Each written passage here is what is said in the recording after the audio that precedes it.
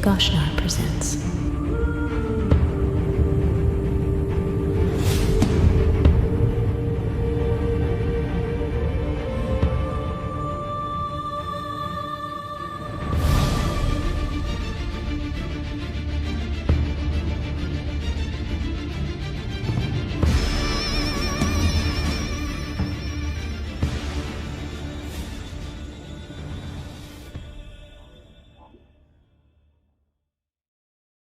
Ankrahmun.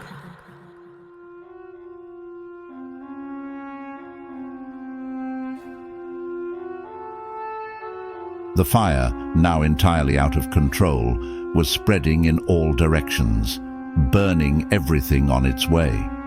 The devastating flames consumed plants and animals alike, and as the inferno spread to the north, the Kalabal was scorched and marred forever by the magical conflagration. The situation in the city did not look any better. The Ankrahmun's high walls stopped the fire only for a short while. Gabel and some of his troops managed to escape through the city's western gate and find shelter in the mountains. Most of the people fled the port only to find that no more than 2 ships were anchored there, and those filled up in the blink of an eye. Those who were lucky enough to get on board were also those who had to endure the misery of watching their relatives, neighbors, and friends burn alive on the shore. The losses had been great on both sides, and the Kalabal, that beautiful garden given to the humans by the gods, had been turned into a barren, hostile desert. Also, the destruction caused the fire had allowed many Ifrit to escape, so it seemed unlikely that the war would end now. However, for the time being, Mala and his troops were much too weak to pose a serious military threat, so Gabel decided to abandon pursuit. Instead, he ordered that his army should move northwards towards Drefia. It seemed time to settle old scores.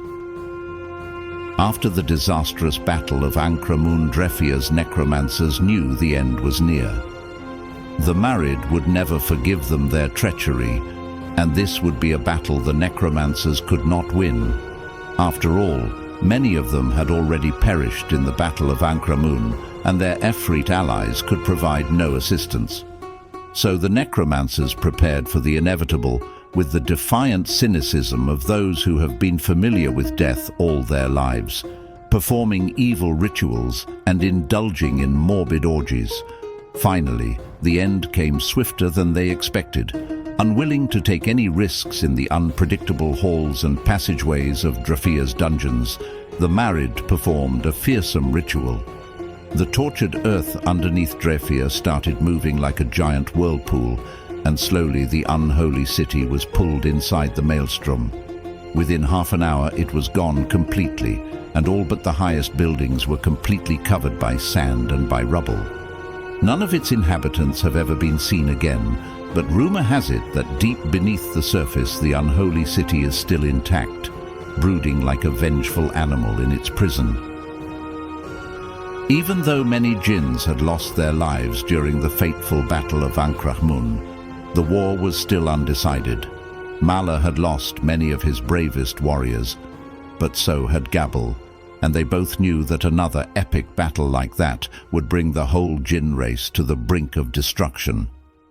In his desperation, Gabel turned to his trusted friend Faradin for advice. The old Djinn suggested using a trick to eliminate Mala. Without their leader, he reasoned, the Efreet would end the rebellion. Gabel, who wanted to avoid further bloodshed, agreed, and so it came to pass that the magic lamp was created and, by means that are unknown to this very day, secretly placed in Malor's private chamber. The mighty Efreet never had a chance. When he went to sleep in what he thought was his private lamp, he was trapped inside the lamp, which was soon enough smuggled out of Maluqua, the Ifrit's fortress, and brought back to the Marid. Faradin's trick had worked. Malor was Gabel's prisoner. With Mala imprisoned, many Marid hoped that peace would finally come. Gabel immediately contacted the Efreet to let them know their leader was his prisoner, but his hopes that the rebellion would collapse without Mala were disappointed. The Efreet hated their married cousins too much to yield, and so the war continued. Nonetheless, both sides tried to avoid open conflicts, so there was next to no combat action for a long time. In fact, both the Marid and the Efreet planned to wait until their ranks would be replenished. But the losses they had suffered were great, and the Djinns are not a fertile race. Century upon century passed, and still their numbers had increased little. And while elsewhere the human race rose to power, building beautiful cities and establishing powerful empires, the Djinn lived quiet in their remote fortresses. Mala, however, remained imprisoned in Faradin's lamp, oblivious to the strange land his guardians had taken him. Gable had decided to hide Faradin's lamp and its powerful prisoner in a forlorn place far to the north, because he thought it would be safer there than in Ashtar Daramai, his own fortress.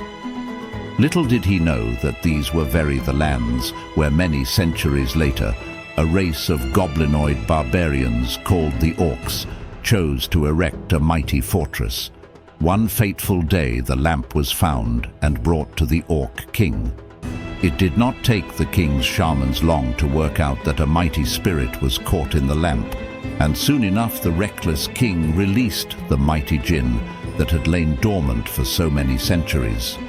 Little is known about what happened next, but even though to this day the Orcs claim their king is still alive, there are no credible witnesses who confirm that they have seen the Orc king ever since. Mala, however, freely roams the world again, and many scholars agree that he will try every trick in the book to rekindle the fire of the Djinn War. Thanks for watching. Don't forget to like and subscribe.